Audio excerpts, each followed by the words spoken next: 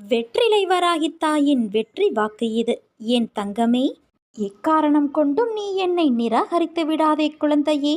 தனியாக போராடுகிறேன், வெற்றி பெறுவேனா என்று நினைக்காதே. நீ தனியாக போராடுவதே வெற்றிதான். உனக்குள் நான் அல்லவா இருக்கின்றேன். ஒன்றை மட்டும் நன்றாக புரிந்து கொள். நீ சொத்து சேர்த்து வைக்காவிட்டாலும் பரவாயில்லை. ஆனால் எவர் குடும்பத்தையும் கெடுத்து பாவத்தை சேர்க்காமல் வாழ்ந்து மறைந்து விட வேண்டும். ஏனென்றால் சுமக்கப் போவது உன்னுடைய வாரிசுகள் மட்டுமே. அதை எப்போதும் உன் நினைவில் வைத்துக்கொள். ஏன் இப்படி உன்னை நீ கடுமையாக வருத்தி கொள்கிறாய்? நீ இப்படி உன் உடலை வருத்தி கொண்டு என்னை வழிபடாதே. நான் உனக்கு துணையாக உன்னுள்ளேயே தான் இருக்கின்றேன். அப்படி இருக்கையில் நீ படும் துயரங்களை நான் அறிய மாட்டேனா? நான் என்றுமே உன் வேண்டுதலை அலட்சியப்படுத்தவில்லை. ஆனால் நீ இப்படி உன்னை வருத்தி கொள்வதை என்னால் தாங்கிக் கொள்ள முடியவில்லை. உன்னுடைய துயரங்கள் எல்லாம் நீங்க வேண்டி நீ முழுமையாக நம்பும் என்னை எண்ணி வேண்டிக் கொள்கிறாய். சரிதானே? உன் மனதில் இருப்பதை நான் அறிவேன். உன்னை சூழ்ந்துள்ள துயரங்களிலிருந்து தப்பிப்பது எப்படி என யோசித்து தூக்கம் வராமல் தவிக்கின்றாய். உன்னை எல்லோரும் அவமானப்படுத்துவது போலவும், கைவிட்டது போலவும், எல்லாமே இருந்தும் எதுவுமே இல்லாதது போலவும், எல்லோரும் இருந்தும் அனாதை போலவும் இப்போது நீ உணர்கின்றாய். அனைத்தையும் நான் அறிவேன். சங்கடங்களை நினைத்து நம்பிக்கை இழக்கின்ற காலகட்டத்தில் தான் நீ இருக்கின்றாய். உன் கர்ம வினைகளின்படி இது உனக்கு உண்மையான சோதனையான காலம்தான். நான் இல்லை என்று கூறவில்லை.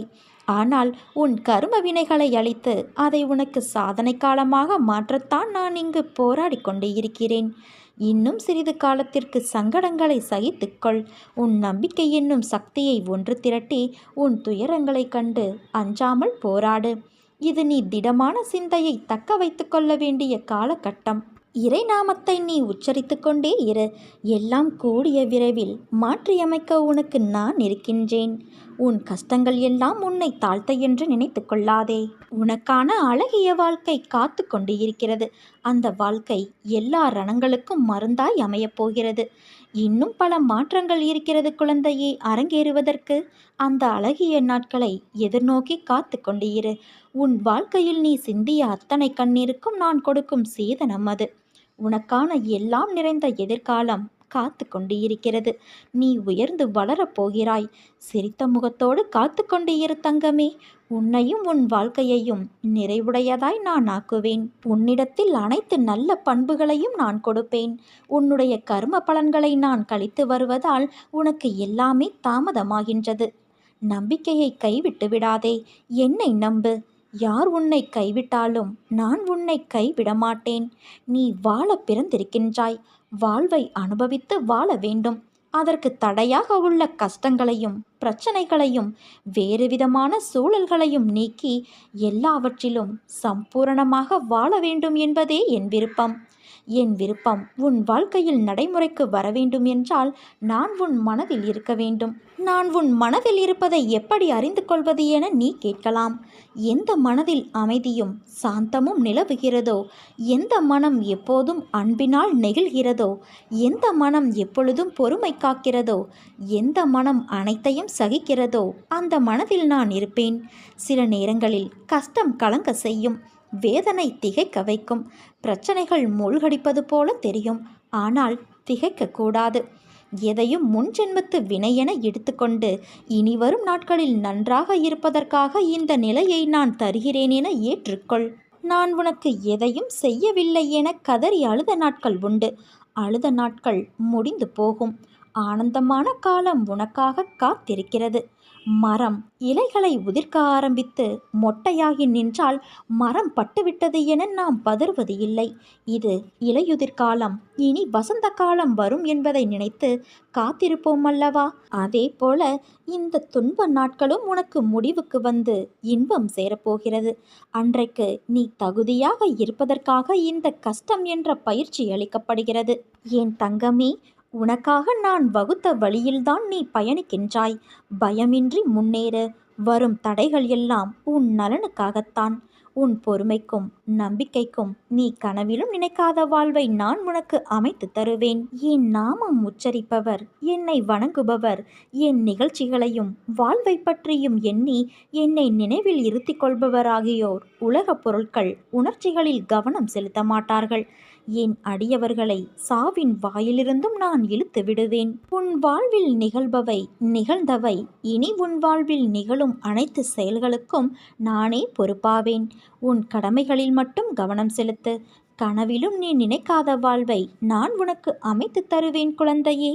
நீ நிறைய போராடுகிறாய். வாழ்வில் நிறைய துன்பங்களை சகித்து கொண்டும் விட்டாய். எங்கே விடிவு காலம் என்ற ஒன்றே இல்லாமல் போய்விடுமோ என்ற அளவுக்கு கூட சூழலை சந்தித்தும் விட்டாய்.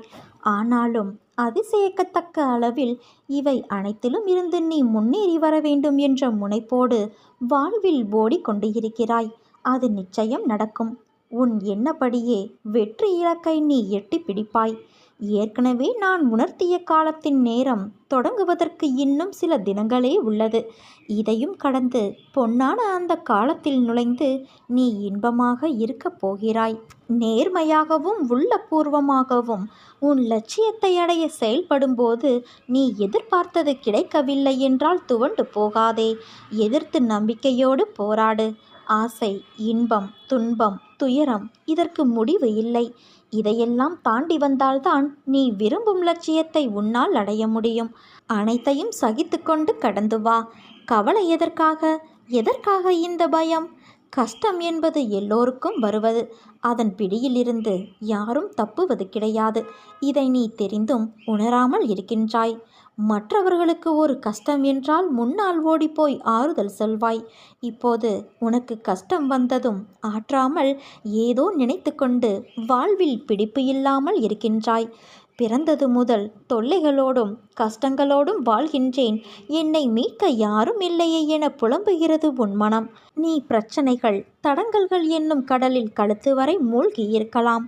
துக்கமும் வேதனையுமாய் படுகுழியில் ஆழமாக அமிழ்ந்து போயிருக்கலாம். ஆனாலும் வருத்தப்படாதே. பொறுமையை கடைப்பிடி. கவலையை விட்டொளி. அமைதியாக இரு. உன் துக்க நாட்கள் முடிந்து போயின. நீ விரைவில் அனைத்து இன்பங்களையும் பெறுவாய். உன் வேண்டுதல் கேட்கப்பட்டுவிட்டது குழந்தையே. அது நிறைவேறியே தீரும். உன் துயர் துடைக்க உன்னை தேடி நீ இருக்கும் திசையை நோக்கி நான் ஓடி வந்திருக்கின்றேன். நான் விரும்பாமல் எவரும் என்னை தேடி வர முடியாது. இழந்ததையெல்லாம் உனக்கு மீட்டு நான் மீண்டும் தரப்போகிறேன். உன்னுடைய மதிப்பு உயரும்.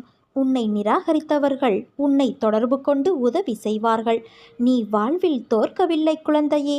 உன்னுடைய நல்ல செயல்களை, நல்ல எண்ணங்களை ஒவ்வொரு இடத்திலும் பதிவு செய்துவிட்டு வந்திருக்கின்றாய். அவைகள் எல்லாம் இப்போது உனக்கு நன்மை செய்ய உன்னை தேடி வரும். தினமும் நடக்கும் ஏற்றத்தாழ்வுகளை உற்று நோக்கி வருந்தாதே. உன் வாழ்க்கை இப்போது ஏற்றத்திலும் நல்ல மாற்றத்திலும் தான் செல்கிறது. நீ ஆசைப்பட்ட வாழ்க்கையை நீ வாழ்ந்து சில காலங்களுக்கு பிறகு என்னுடைய பிரார்த்தனையில் முழு நேரமும் செலவிட உனக்கு வாய்ப்பு உருவாகும். நேர்மறை சிந்தனையோடு இரு. நல்ல நிகழ்வுகள் நிச்சயம் நடக்கும். உனக்கு கூடிய சீக்கிரம் ஒரு நிலையான வருமானம் வரும்படி அதிர்ஷ்ட வாய்ப்பு உன் வீட்டின் கதவை தட்டும். அதை பயன்படுத்தி வாழ்க்கையில் முன்னேறு. தயங்காதே. என் ஆசிர்வாதம் உனக்கு என்றும் உண்டு என் பிள்ளையே.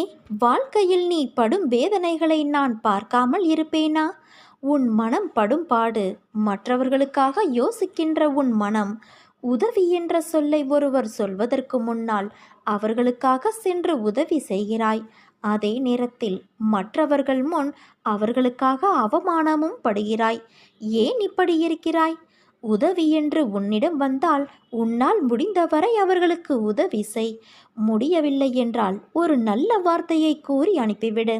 ஆனால் நீ உதவி செய்ய போய் நீ மற்றவரிடம் உதவி கேட்டு நிற்கும் நிலைமை உனக்கு வரக்கூடாது என்ற நோக்கத்தில்தான் உன் அன்னை நான் உனக்கு சொல்கிறேன். என்ன செய்தாலும் உன் சக்திக்கு உட்பட்டு செய். யார் மனதையும் காயப்படுத்தக்கூடாது என்று நீ நினைப்பது சரிதான். ஆனால் முதலில் ஒன்றை புரிந்து கொள். உன் மனதை நீ காயப்படுத்தாமல் அது திடமான மனநிலையில் பார்த்து கொண்டாயானால் அவர்கள் உன்னை காயப்படுத்தினால் அதை சாதாரணமாக எடுக்கும் மனநிலைக்கு நீ வந்துவிட்டால் அவர்கள் பேசும் எதுவும் உன் மனதை அழுத்தாமல் இருக்கும். நீ உன் மனதை காயப்படுத்தாமல் பார்த்து கொண்டாய் என்றால் மற்றவர்களை காயப்படும்படி எந்த வார்த்தையும் எந்த செய்கையும் உன்னிடமிருந்து வராது. என் அன்பு பிள்ளை, உனக்கு நன்றாக தெரியும், வலி என்பது ஒன்றுதான். அது உனக்கானாலும் சரி, மற்றவர்களுக்கு ஆனாலும் சரி. வேறு எதையும் உன் மனதில் போட்டு நீ குழப்பிக்கொள்ளாதே. நீ நன்றாக இருப்பாய். நல்ல எதிர்காலம் பெற்று வசந்தமாய் வாழ்வாய். என் அன்பு குழந்தையே, உன்னிடம் நான் எத்தனை முறை கூறியிருக்கிறேன், உன்னை விட்டு எந்த சூழ்நிலைகளிலும் நான் விலக மாட்டேன் என்று. உன்னை திருத்தி அமைக்கவே நான் இவ்வாறு செய்கிறேன். என் குழந்தை எந்த தவறு செய்தாலும் அதை அவர்களுக்கு புரியும்படி அறிவுறுத்தி நான் கூறுவேன். அவர்களை விட்டு நான் விலக மாட்டேன். சேற்றில் கல்லெறிந்தால் கரைப்படுவது உனக்குத்தான். அந்த கல்லுக்கும் கரை உண்டு, ஆனால் அதற்கு உயிர் இல்லையல்லவா? அதே போலத்தான் உனக்கு வரும் பிரச்சனைகளுக்கும் உயிர் இல்லை. ஆனால் நீ அதை பெரிதாய் எடுப்பதால்தான் அதற்கு தேவையில்லாமல் யோசித்து உயிர் கொடுத்து கரை என்னும் சேற்றில் கிடந்து அழுது அல்லோலப்படுகிறாய். அதனால் உன் கவலை என்னும் சேற்றில் விழாது நடை போடு. எல்லா பிரச்சனைகளுக்கும் ஒரு முடிவு இருப்பதை நீ உணர்ந்து கொள்வாய். அதே போலத்தான் உன் எல்லா பிரச்சனைகளிலிருந்தும் வெளிவர சோகம் கவலையிலிருந்து நகர்ந்து போ. அப்போது அது உன்னை பாதிக்காது. நிச்சயம் நீ எல்லா பிரச்சனையிலிருந்தும் விடுபடுவாய். உனக்கு எல்லாம் சுகமாகிவிடும். உனக்கான வெற்றி காலத்தில் நீ நுழைந்து விட்டாய் குழந்தையே. உன்னை விட்டு நான் விலகுவதும் இல்லை, உன்னை விலகி போகும்படி நான் செய்வதும் இல்லை. நீ நம்பிக்கையோடு இரு, நல்லதே நடக்கும்.